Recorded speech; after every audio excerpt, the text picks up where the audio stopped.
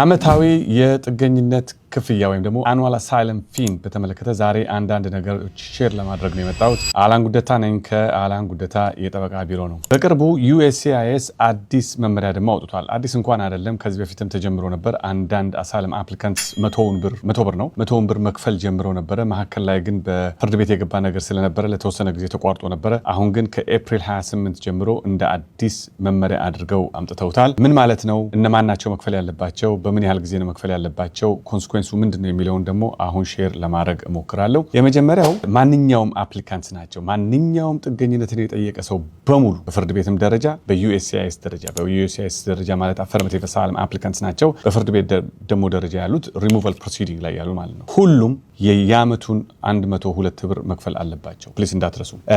ይሄ ማለት ግን አሁን ለምሳሌ አፕሊካንቱ አንድ ሆኖ ከሚስቱና ከልጆቹ ጋር ካለ 2-3 ልጆች ካሉት ሚስቱና ልጆቹ እያንዳንዳቸው 100 ብር መክፈል የለባቸውም። አፕሊካንቱ ብቻ ወይም ደግሞ በቤተሰብ ውስጥ አንደኛው ሰው ብቻ አፕሊካንቱ ብቻ ነው 100 ብር የሚከፍለው። ከዛ በተረፈ ደግሞ ጉዳያችሁ ለረጅም ጊዜ ይቆያል። 5 ዓመት 6 ዓመት 7 ዓመት እስካሁን ድረስ ፔንዲንግ ሆኖ ይቆያል እና ለእያንዳንዱ ዓመት 100 ብር መክፈል አይጠበቅባችሁም። ካሁኑ ጀምሮ ግን 102 ብር ትከፍላላችሁ። ካሁን በኋላ ግን በየዓመቱ ያ 102 ብር መክፈል ይኖርባችኋል ማለት ነው። ኬዛችሁ ፔንዲንግ እስከሆነ ድረስ ወይም ደግሞ እልባት እስካላገኘ ጊዜ ድረስ ማለት ነው።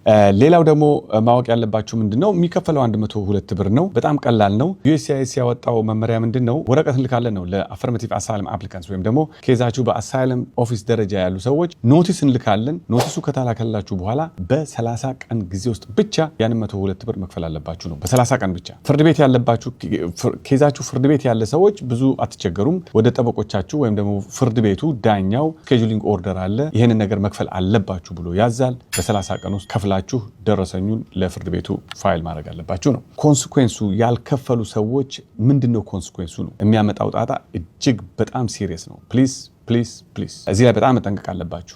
USCIS ኖቲሱን እስኪልክላችሁም ድረስ መጠበቅ ያለባችሁ አይመስለኝም እኔ እንደማስበው ከሆነ። ምክንያቱም ኮንሲኩዌንሱ በጣም ከባድ ነው። አንደኛ ተርሚኔት ያደርጉታል ኬዙን። በ30 ቀን ውስጥ ካልተከፈለ ኬዙን ተርሚኔት ያደርጉታል ወይም ዲስሚስ ያደርጉታል። ሁለተኛ ደግሞ ዲስሚስ ከተደረገ ኬዛችሁ የስራ ፈቃዳችሁም አብሮ ነው ዲስሚስ የሚደረገው ወይም አፕላይ ያደረጋችሁ ሰዎች የስራ ፈቃዳችሁንም አታገኙም ማለት ነው። ሶስተኛ ደግሞ ኬዛችሁን ከUSCIS ወደ ፍርድ ቤት ወደ ሪፈራል ወይም ደግሞ ወደ ሪሙቫል ፕሮሲዲንግ ያስገቡታል ማለት ነው። this is very serious። ስለዚህ ፕሊዝ ተጠንቀቁ። በ30 ቀን ውስጥ ቶሎ ብላችሁ ለመክፈል ሞክሩ። ከዛ በተረፈ እንግዲህ ሁሉ ጊዜ አሁን መንግስት እያደረገ ያለው እያንዳንዱ እንከን በመፍጠር ነገሮችን ሰዎች ላይ ነው ኬዛቸውን በጣም እያከበደ ነው ከጊዜ ወደ ጊዜ የሚሄደው። እነዚህ ነገሮች ጥቃቅን ይመስላሉ ግን በጣም ትልቅ የሆነ ኢምፕሊኬሽን አላቸው። በ30 ቀን ውስጥ ይሄን መክፈል እንዳትረሱ። እውነት ለመናገር አሁን በእኛ ቢሮ ጉዳያችሁን የምንከታተላላችሁ ሰዎች ካላችሁ ደውላችሁ ንገሩን። በጣም ቀላል ነው። annual asylum fee USCIS ብላችሁ ከሄዳችሁ ጉግል ካደረጋችሁት ሊንኩ ይመጣል። you click on it next ከዛ በኋላ ሪሲት ነምበር እና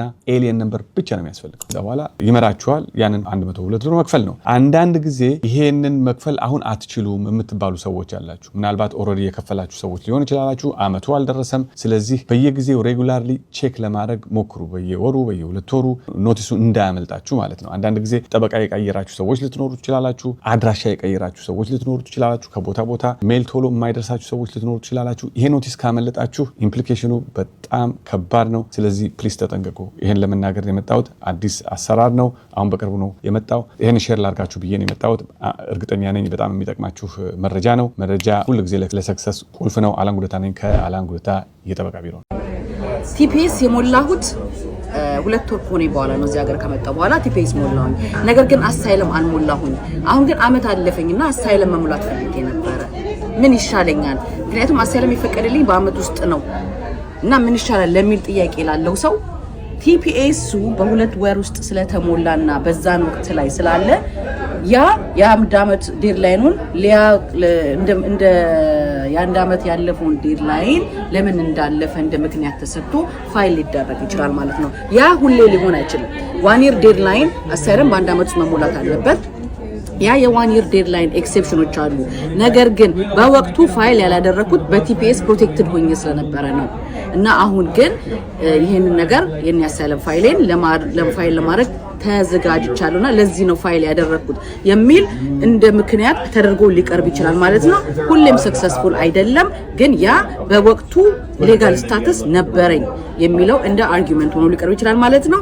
የዚህ አይነት ጥያቄ ካላችሁ ደውሉልኝ። አበባ ባላል ኢሚግሬሽን ጠበቃ ነኝ ከቦስተን ማሳቹሴትስ። ስላዳመጣችሁኝ አመሰግናለሁ። መልካም ቀን ይሁንላችሁ። አሳይለም በዩኤስሲአይኤስም ዩአይአርም ሚኒንግ ኢሚግሬሽን ኮርት ያላችሁ አሳይለም ፊውን ከፍላችኋል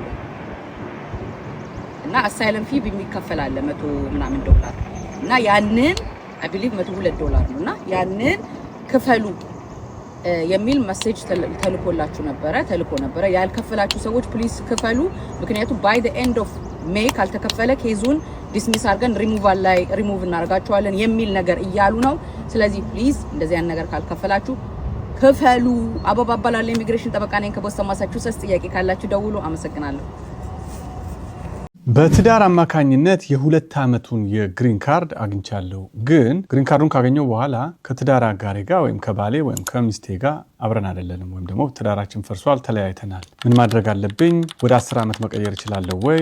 መቼ ነው ያንን አፕላይ ማድረግ ያለብኝ? ከኔ ምን ይጠበቃል? አንዳንድ ነገሮችን ለመናገር ነው። አላን ጉደታ ነኝ ከአላን ጉደታ የጠበቃ ቢሮ ነው። በትዳር አማካኝነት የሚገኘው ግሪን ካርድ ብዙ ጊዜ የ2 ዓመቱን ነው። መጀመሪያ ላይ የሚታገኙት የ2 ዓመት ግሪን ካርድ ነው። ኮንዲሽናል ግሪን ካርድ ይባላል። ኮንዲሽናል ግሪን ካርድ የተባለው ለምንድን ነው? ትዳሩን ካመነበት በኋላ ዩኤስሲአይኤስ ወይም ደግሞ የአሜሪካ መንግስት ካመነበት በኋላ አሁንም ለሚቀጥሉት 2 ዓመታት አብረው ይኖራሉ ወይ? ይሄ ትዳር የእውነት ነው ወይ? ኢሚግሬሽን ቤኔፊት ለማስገኘት ሳይሆን በፍቅር ላይ የተመሰረተ ትዳር ነው ወይ በሚል እስቲ 2 ዓመት እንያቸው። በትዳር ይቆያሉ ወይስ አይቆዩም ብሎ ለማወቅ የ2 ዓመት ብቻ ግሪን ካርድ ይሰጧቸዋል። ኮንዲሽናል ግሪን ካርድ ይባላል። ኮንዲሽናል ግሪን ካርዱን ካገኙ በኋላ ግን አንዳንድ ጊዜ ትዳር ላይሰምር ይችላል። ጸብ አለ ወይም ደግሞ መለያየት አለ። በስምምነትም ሆነ ወይም ደግሞ አቢዩዝም ሊኖር ይችላል አንዳንድ ጊዜ። ስለዚህ ትዳሩ ይፈርሳል። ይሄ ኮንዲሽናል ግሪን ካርድ ያላቸው ሰዎች ሁሉ ጊዜ አንደር ኖርማል ሰርከምስታንስስ ከ2 ዓመት በኋላ ከባለ ትዳራቸው ጋር ነው ፋይል የሚያደርጉት የ10 ዓመቱን ግሪን ካርድ ለማግኘት። ከተለያዩ ትዳሩ ከፈረሰ ግን የግድ 10 ዓመት መቆየት የለባቸው። ልክ ትዳሩ እንደፈረሰ ወዲያው ማመልከቻቸው ማስገባት ይችላሉ። I-751 ይባላል። to remove the condition፣ ያንን ኮንዲሽን ሪሙቭ ለማድረግ ማለት ነው። እንደሌላው ጊዜ 2 ዓመት ጠብቀው 90 ቀን ሲቀረው የ2 ዓመቱ ግሪን ካርድ ኤክስፓየር ሊያደርግ 90 ቀን ሲቀረው ብቻ አይደለም ፋይል ማድረግ ያለባችሁ። ትዳሩ ከፈረሰ አውቃችሁታል ማለት ነው። ኢሚዲየትሊ ለዩኤስሲአይኤስ I-751 የሚባለውን አፕሊኬሽን ማስገባት አለባችሁ። ከእናንተ ምን ኤክስፔክት ይደረጋል? ወል ከበድ ያለ ነው። እርግጥ ነው ለብቻችሁን ፋይል አድርጋችሁ ግሪን ካርዳችሁ የ10 ዓመቱን ግሪን ካርድ ልታገኙ ትችላላችሁ። ዋናው የአሜሪካን መንግስት ወይም ደግሞ የዩኤስሲአይኤስ የሚፈልገው መጀመሪያ የያዛችሁት ትዳር የእውነተኛ ነው ወይ? በእውነተኛነት የተመሰረተ ትዳር ነው ወይ የያዛችሁት ነው ወይስ የኢሚግሬሽን ጥቅም ለማግኘት ነው ያገባችሁት ነው? የእውነተኛ ትዳር መሆኑን ፕሩፍ እስካደረጋችሁ ድረስ ወይም ደግሞ በትዳር ላይ ከቆያችሁ በኋላ at some point ትዳሩ ሲፈርስ ምንም ማድረግ አይቻልም። መቼም ሁሉም ትዳር ቀጥሎ ከ2 ዓመት በኋላ ባለ ጥንዶቹ አንድ ላይ ፋይል ቢያደርጉ ይመረጣል። ግን ያ ካልሆነ ግን አንዳንድ ጊዜ አይሆንም። ኢሚዲየትሊ አክሽን መውሰድ ያስፈልጋችሁ። ፎርሙን ትሞላላችሁ። ከእናንተ ኤክስፔክት የሚደረገው ከፍ ያለ ስታንዳርድ ነው። ምክንያቱም ብቻችሁን የግሪን ካርዱን ለማግኘት የምታደርጉበት ጥረት አብራችሁ ከባሎቻችሁ ጋር ወይም ከሚስቶቻችሁ ጋር ከምታደርጉት ጥረት ከፍ ያለ ነው። ብዙ ነው ኤክስፔክት የሚደረግባችሁ ማለት ነው። ማስረጃዎች ማሰባሰብ አለባችሁ። ለምን ትዳሩ እንደፈረሰ፣ የመጀመሪያው ትዳር ትክክለኛ ትዳር ነው፣ ያንን ፕሩፍ ለማድረግ በጣም ብዙ ዶክመንቴሽን ያስፈልጋል። ከዛ በኋላ ዩኤስሲአይኤስ ያንን ዶክመንት ካየ በኋላ ምናልባት ኢንተርቪው ሊጠራችሁ ይችላል። በኢንተርቪው ወቅትም ቤዚካሊ የምትጠየቁት ይሄ ነው። ትልቁን ፓርት የሚይዘው መጀመሪያ ትዳር ስትመሰርቱ የእውነት በፍቅር ላይ የተመሰረተ ትዳር ነው ወይ የሚለው ላይ ነው። የዛሬው መረጃ ምንድን ነው? የ2 ዓመት ግሪን ካርድ ካገኛችሁ በኋላ በትዳር አብራችሁ የማትቀጥሉ ከሆነ እስከ 2 ዓመት ድረስ መጠበቅ የለባችሁም። ኢሚዲየትሊ I-751 የሚባለውን ፎርም መሙላት አለባችሁ፣ ወይም ደግሞ ቫዋ አፕሊኬሽን። በዚህ የ2 ዓመት ግሪን ካርድ ያላችሁ ሰዎች እጅግ በጣም ይጠቅማችኋል የሚል ኢንፎርሜሽን ነው ዛሬ ያጋራዋችሁ። መረጃውን ማወቅ እጅግ በጣም ለስኬታችሁ ቁልፍ ነው። አላን ጉደታ ነኝ ከአላን ጉደታ የጠበቃ ቢሮ።